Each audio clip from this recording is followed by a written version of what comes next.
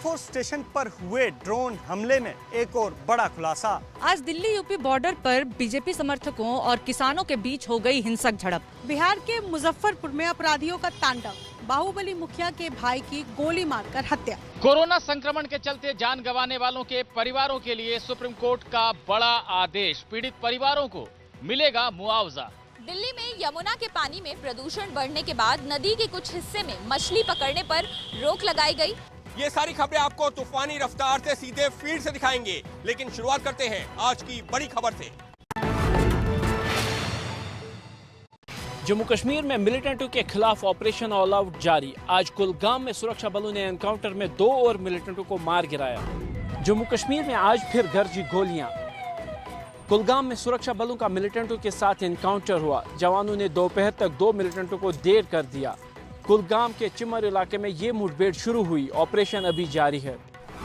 जम्मू में drone attack के बाद सुरक्षा बलों ने अपने ऑपरेशन तेज कर दिए हैं। कल श्रीनगर में भी एनकाउंटर हुआ था, जिसमें पकड़े गए लश्कर कमांडर अबरार समेत 2 मिलिटेंट मारे गए थे। एयरफोर्स स्टेशन पर हुए ड्रोन हमले में एक और बड़ा खुलासा। ड्रोन से हुए आतंकी हमले के पीछे पाकिस्तान की खुफिया एजेंसी ISI। 26 जून की रात को देश के सबसे महत्वपूर्ण एयरफोर्स स्टेशन में से एक जम्मू एयरफोर्स स्टेशन पर ड्रोन अटैक हुआ था, जिसमें कोई नुकसान नहीं हुआ, लेकिन देश में ये पहला ड्रोन आतंकी हमला था। अब सूत्रों के मुताबिक हमले को सीधे ISI ने पाकिस्तान से अंजाम दिया। ISI ने ड्रोन हमले के लिए स्थानीय आतंकी संगठनों का इस्तेमाल नहीं किया, बल्कि आइसोलेटेड टास्किंग टीम चुनी, यानी ऐसी टीम जिसमें ISI के चुनिंदा आतंकी शामिल थे। यानी ISI ने साजिश रची, उसके आतंकियों ने जम्मू में से धमाके वाले ड्रोन उड़ाए। ऐसा कर आतंकी हमलों की साजिश को पूरी तरह से सीक्रेट रखना चाहती थी। जम्मू एयरफोर्स स्टेशन पर हुए आतंकी हमले की जांच देश की राष्ट्रीय सुरक्षा एजेंसी कर रही है। कल NIA ने धमाके वाले जगह की जांच की और CCTV की तस्वीरों की भी जांच शुरू की। जम्मू में आज एक बार फिर दिखे संदिग्ध ड्रोन। जम्मू एयरफोर्स स्टेशन के पास आज एक बार फिर 2 संदिग्ध ड्रोन दिखने से हड़कंप मच गया। जम्मू कश्मीर में संदिग्ध ड्रोन का दिखना जारी है। आज सुबह भी जम्मू में 2 जगह ड्रोन दिखने का दावा किया गया है। जानकारी के मुताबिक सुबह 4:40 पर कालूचक में और 12 मिनट बाद यानी 4:52 पर कुंजवानी इलाके में ड्रोन देखे गए। ड्रोन करीब 800 मीटर की ऊंचाई पर उड़ रहे थे। दोनों इलाके जम्मू एयरफोर्स स्टेशन से 7 से 10 किलोमीटर के दायरे में हैं। बीते शनिवार जम्मू के एयरफोर्स स्टेशन पर हमले के बाद से अब तक कई बार संदिग्ध ड्रोन दिखते रहे हैं। आतंकियों की इस नई चाल से निपटने के लिए सुरक्षा एजेंसियां भी अब नई रणनीति तैयार कर रही हैं। आज दिल्ली यूपी बॉर्डर पर बीजेपी समर्थकों और किसानों के बीच हो गई हिंसक झड़प। बीजेपी नेता अमित वाल्मीकि को काले झंडे दिखा रहे थे किसान। सड़क पर जोरदार हंगामा मचा है दिल्ली के गाजीपुर बॉर्डर के पास। दरअसल यहां यूपी बीजेपी के संगठन मंत्री अमित वाल्मीकि के स्वागत में समर्थकों ने तैयारी की थी, लेकिन तभी यहां किसान विरोध प्रदर्शन करने के लिए पहुंच गए। किसानों ने काले झंडे दिखाए तो लड़ाई शुरू हो गई।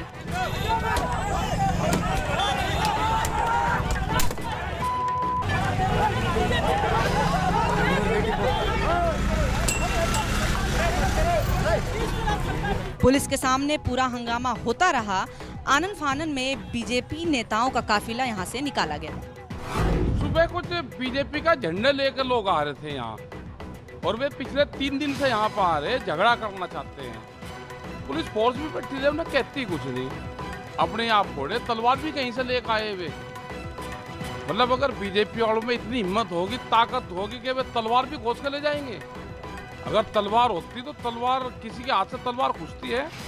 तलवार तो जो गाड़ी में छुपा कर जावे वही दिखाता है, लेकर भाग जा। केंद्र के कृषि कानूनों के खिलाफ किसान लंबे वक्त से प्रदर्शन कर रहे हैं और इसी आंदोलन के तहत किसान बीजेपी नेताओं को हर जगह काले झंडे दिखाने पहुंच जाते हैं। किसान आंदोलन को लेकर हरियाणा के मुख्यमंत्री मनोहर लाल खट्टर का बड़ा बयान। खट्टर बोले, आंदोलन की वजह से किसान शब्द की अहमियत कम हुई। किसान शब्द जो है ना, ये बड़ा पवित्र शब्द है। किसान के प्रति एक श्रद्धा, आस्था ये सबकी है, लेकिन इस आंदोलन का एक दुखद पहलू ये निकल आया है कि इस आंदोलन के साथ कई प्रकार की ऐसी दुर्घटनाएं हो गई हैं कि जो इस शब्द को भी बदनाम करने के लिए और लोग मुंह खोलने लगे हैं। यानी तरह तरह की जो घटनाएं हैं, आप लोग देख रहे हैं कि बहन बेटियों की इज्जत लूटी जा रही है, मर्डर तक हो गए हैं। लोगों के साथ, स्थानीय लोगों के साथ रास्ता छोड़ेंगे नहीं छोड़ेंगे, पंचायतें होने लग गई हैं। आपस में एक दूसरे के विरोध में इनकी भाषाएं चलने लग गई हैं। सरकार के साथ टकराव, अलोकतांत्रिक तरीके से जो काम करने का उनका विषय है, इसकी मैं निंदा करता हूँ। हरियाणा दिल्ली के बॉर्डर पर भी किसान कई महीनों से प्रदर्शन कर रहे हैं। इस आंदोलन के दौरान हिंसा और हत्या जैसे गंभीर आरोप भी लगे हैं, लेकिन किसानों का प्रदर्शन जारी है। हरियाणा के खोरी गांव को खाली कराने के मुद्दे पर हुआ बड़ा बवाल। गांव के लोगों और पुलिस प्रशासन के बीच हो गई झड़प। हरियाणा के फरीदाबाद में पुलिस और आम लोगों के बीच हिंसक झड़प हुई।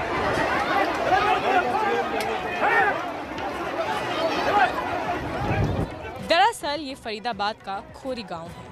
यहाँ बने इन घरों को सुप्रीम कोर्ट ने 6 हफ्ते के अंदर खाली कराने का आदेश दिया है। वजह ये कि ये घर जंगल की जमीन पर अवैध तरीके से बसाए गए थे। बहस बड़ी हुई और हालात लाठीचार्ज तक पहुंच गए। फरीदाबाद के इस हंगामे में आज किसान नेता गुरनाम सिंह चडूनी भी पहुंचे थे, लेकिन पुलिस ने उन्हें गांव में घुसने नहीं दिया। ये लाठीचार्ज करना गलत है और इन लोगों को जो है इनके विस्थापन का करना चाहिए, क्योंकि जो लोग धरती पे पैदा हुए वो धरती पे रहे। फरीदाबाद के खेरी गांव में करीब 10,000 घर खाली कराने हैं। इस विवाद में वो लोग फंस गए जिनके घर ठेकेदार ने धांधली कर यहाँ बसवा दिए। बिहार के मुजफ्फरपुर में अपराधियों का तांडव, बाहुबली मुखिया के भाई की गोली मारकर हत्या। मुजफ्फरपुर शहर के 0 माइल इलाके में सुबह सुबह बाइक सवार बदमाशों ने नवल सिंह नाम के शख्स की गोली मारकर हत्या कर दी। नवल सिंह पड़ोसी जिले शिवहर के बाहुबली रहे श्री नारायण सिंह का भाई था। पिछले साल विधानसभा चुनाव के दौरान श्री नारायण सिंह की हत्या हुई थी। अब अपराधियों ने उसके भाई को भी मार डाला है। बताया जा रहा है कि नवल सिंह मुजफ्फरपुर से सुबह 5:30 बजे अपने गांव जा रहा था, तभी बीच रोड पर बाइक ओवरटेक कर आए बदमाशों ने गोली मार दी। सीसीटीवी कैमरा में कैद हो गया है, उसकी हम लोग पहचान में लगे हुए हैं। मृतक की पहचान सुबह से नहीं हुई थी, लेकिन मृतक की पहचान हो गई है। ये शिवहर जिला के रहने वाले हैं। इनका नाम नवल सिंह। मुखिया के भाई की हत्या के पीछे गैंगवार वजह हो सकती है। पिछले साल नवल सिंह के बाहुबली भाई श्री नारायण सिंह की हत्या की साजिश भी तिहाड़ जेल में रची गई थी। इस हत्याकांड के बाद गैंगवार तेज होने की आशंका है। मध्य प्रदेश के देवास में खौफनाक वारदात। एक ही परिवार के 5 लोगों की हत्या कर उनके शव जेसीबी मशीन की मदद से 10 फीट गहरे गड्ढे में दबाया। देवास के नेमावर में जैसे जैसे मिट्टी हटी, लाश निकलती गईं।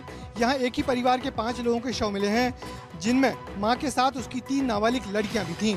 अब पुलिस ने इस मामले में 7 आरोपियों को गिरफ्तार कर पूरा केस सुलझाने का दावा किया है।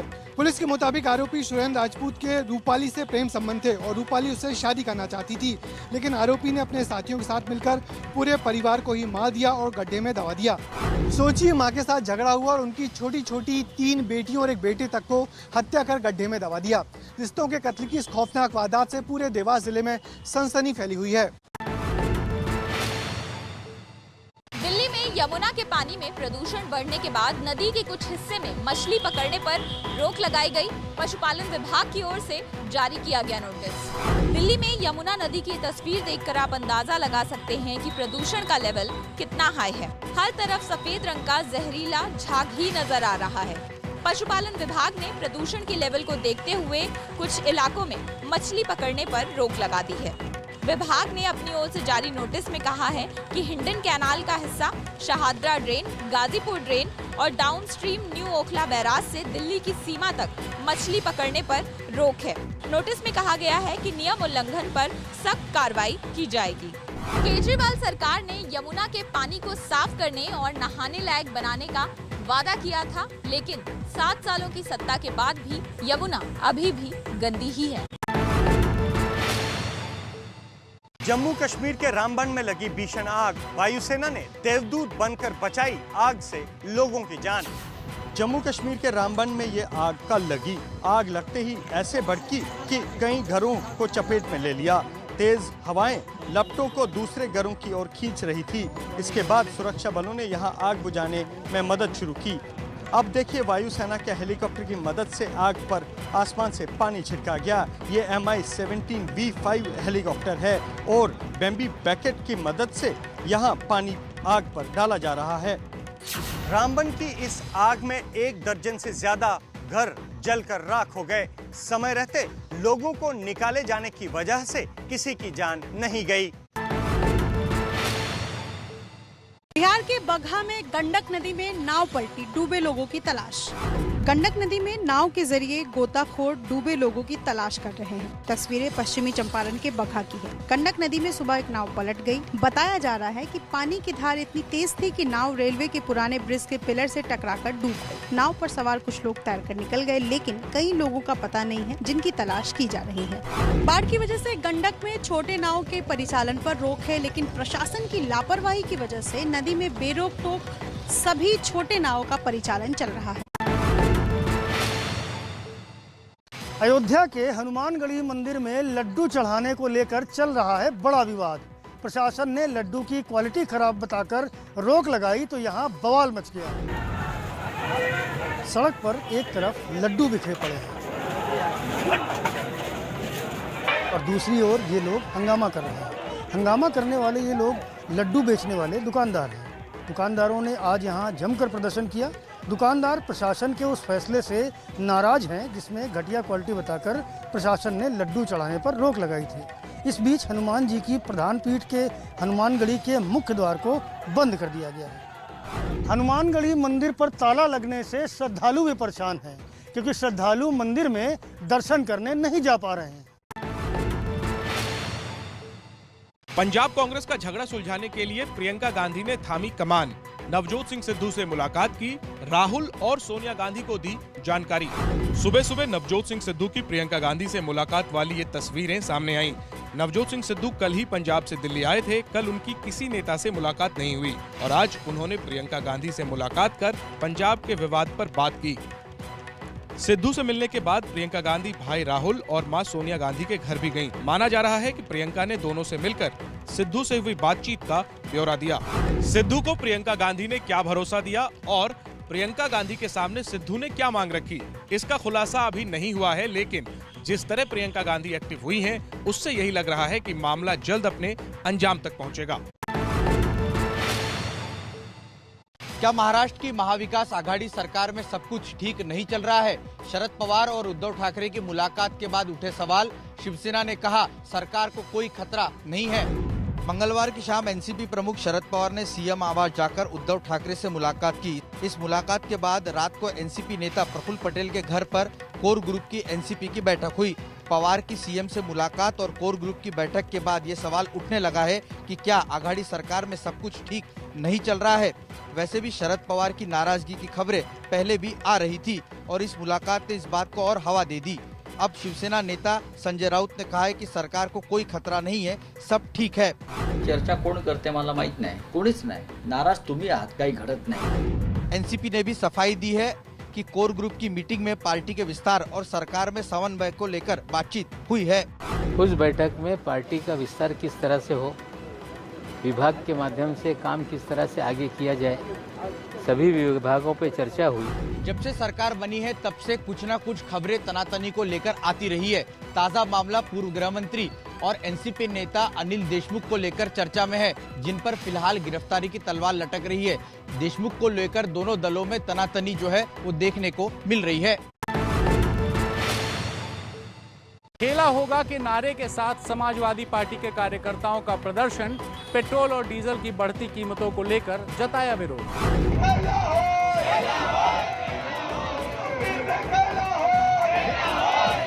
कानपुर के घंटाघर चौराहे पर समाजवादी पार्टी के कार्यकर्ता यूपी में खेला होई का नारा लगा रहे हैं। प्रदर्शन महंगाई के मुद्दे पर हो रहा है और नारा खेला होने का लग रहा है।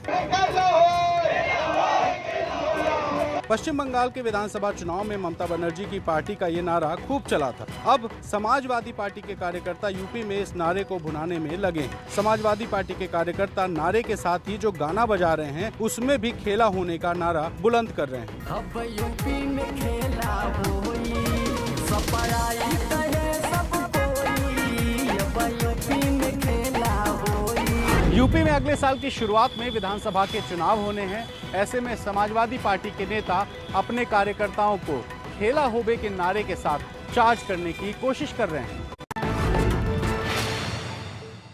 पश्चिम बंगाल में कलकत्ता हाईकोर्ट में मानवाधिकार आयोग ने अपनी रिपोर्ट सौंप दी। इस रिपोर्ट को सीलबंद लिफाफे में सौंपा गया, जिसमें हिंसा का पूरा ब्यौरा दिया गया है। पश्चिम बंगाल में हिंसा प्रभावित इलाकों में मानवाधिकार आयोग कमेटी का दौरा पूरा हो गया है। आज इस कमेटी के सदस्यों ने कलकत्ता हाईकोर्ट में पहली अंतरिम रिपोर्ट दी। कलकत्ता हाईकोर्ट के आदेश के बाद ही ये कमेटी बनी थी। बंगाल में 2 मई को चुनाव नतीजों के बाद बड़े स्तर पर हिंसा हुई थी। इसमें तोड़फोड़, आगजनी के वीडियो मीडिया में खूब सामने आए थे। पूरी हिंसा पर बीजेपी और टीएमसी दोनों पार्टियों ने एक दूसरे पर आरोप लगाए थे। चुनाव के दौरान कानून व्यवस्था चुनाव आयोग के हाथ में था और यही दलील राज्य सरकार और तृणमूल कांग्रेस की ओर से दी जा रही है। लेकिन मानवाधिकार आयोग द्वारा बनाई गई इस कमेटी की रिपोर्ट में खुलासा होगा कि आखिरकार इस हिंसा का जिम्मेदार कौन है। यूपी में चुनावी गहमा-गहमी के बीच तेज हुई सियासी बयानबाजी। सुहेलदेव भारतीय समाज पार्टी के अध्यक्ष ओम प्रकाश राजभर ने कहा, हमारी सरकार आई तो 5 साल में बनाएंगे 5 सीएम। जवाब में मोहसिन रजा ने कहा, मुंगेरी लाल के हसीन सपने देख रहे हैं राजभर। जब 22 में सरकार बनेगी तो चुनाव 5 साल में 5 मुख्यमंत्री, मुसलमान 1 साल राजभर, 1 साल चौहान, सुहा, 1 साल पटेल, 5 साल में 5 सीएम और डिप्टी सीएम देंगे। कभी असदुद्दीन ओवैसी को बनाएंगे मुख्यमंत्री, कभी वो खुद बनेंगे मुख्यमंत्री, कभी और उनके सहयोगियों को बनाएंगे उप मुख्यमंत्री। तो ये छोटे छोटे दल मिला के जो दलदल उन्होंने बनाया है, तो उत्तर प्रदेश की जनता इस दलदल में फंसने वाली नहीं है। और मैं उनको सलाह दूंगा कि सपने देखिए, लेकिन मुंगेरी लाल के सपने मत देखिए। यूपी में 2017 के विधानसभा चुनाव में राजभर की पार्टी बीजेपी की सहयोगी थी, लेकिन 2019 में लोकसभा चुनाव के बाद बीजेपी का सुहेलदेव पार्टी से गठबंधन टूट गया। अब राजभर की पार्टी ओवैसी के साथ मिलकर 2022 के विधानसभा चुनाव में मैदान में उतरने की तैयारी में है। कोरोना संक्रमण के चलते जान गंवाने वालों के परिवारों के लिए सुप्रीम कोर्ट का बड़ा आदेश। पीड़ित परिवारों को मिलेगा मुआवजा। कोरोना मृतकों के परिवारों को राहत वाली याचिका पर आदेश देते हुए सुप्रीम कोर्ट ने केंद्र सरकार और नेशनल डिजास्टर मैनेजमेंट अथॉरिटी से कहा है कि वो मुआवजे की रकम तय करें और 6 हफ्ते में राज्यों को इस बारे में सूचित करें। साथ ही सुप्रीम कोर्ट ने ये भी कहा है कि कोरोना से मौत होने पर डेथ सर्टिफिकेट बनाने का सिस्टम आसान किया जाए। केंद्र उस व्यक्ति के परिवार के लिए इंश्योरेंस स्कीम बनाए जिसकी जान आपदा में चली गई। एनडीए में राहत के नियमों को ध्यान में रखते हुए पीड़ित परिवारों के लिए गाइडलाइन 6 हफ्तों के भीतर जारी करे। इससे पहले सुप्रीम कोर्ट ने कामगारों को राहत पर बड़ा फैसला सुनाया था। राज्यों और केंद्र शासित प्रदेशों से कहा था कि वो 31 जुलाई तक 1 नेशन 1 राशन कार्ड योजना लागू करें। कोरोना नियम ना मानने पर दिल्ली की लक्ष्मी नगर मेन मार्केट 5 जुलाई तक के लिए बंद की गई। बाजार में हर रोज दिख रही थी भारी भीड़। अनलॉक के तहत दिल्ली में शर्तों के साथ बाजार और दुकानें खोलने की मंजूरी दी गई है और जहां कोरोना के नियम तोड़े जा रहे हैं, वहां प्रशासन ने सख्ती भी दिखाई है।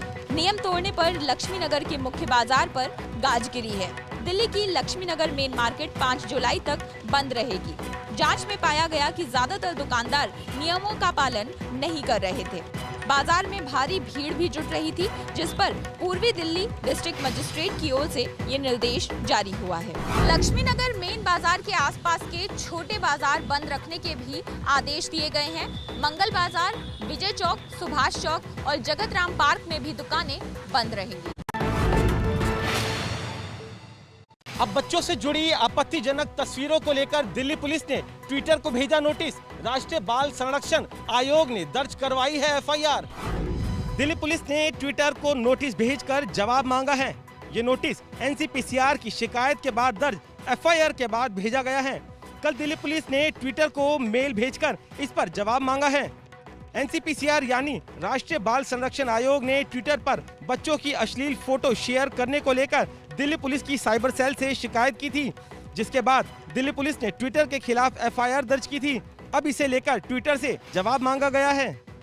इससे पहले भारत का नक्शा गलत दिखाने पर ट्विटर के खिलाफ देश भर में कई एफआईआर दर्ज हो चुकी है, यानी अपनी मनमानी पर अड़े ट्विटर की मुश्किल कम होने का नाम नहीं ले रही है।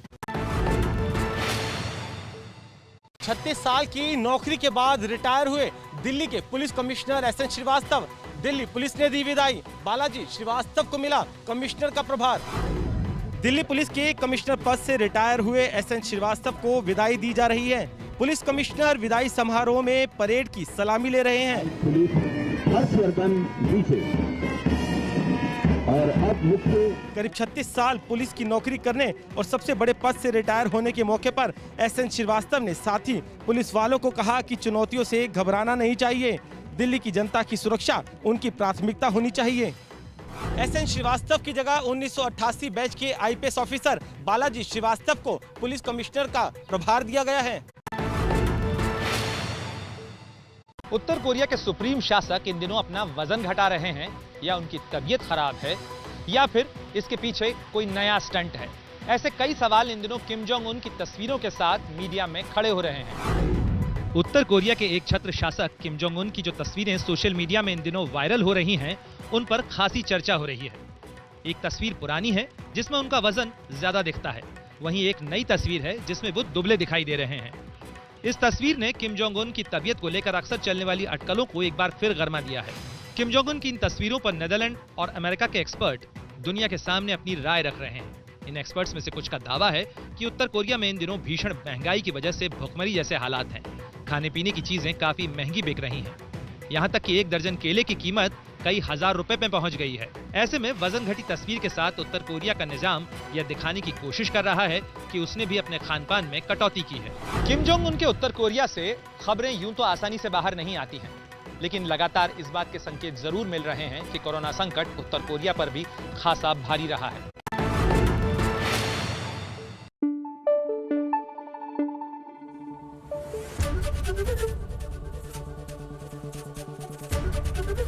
एबीपी न्यूज आपको रखे आगे।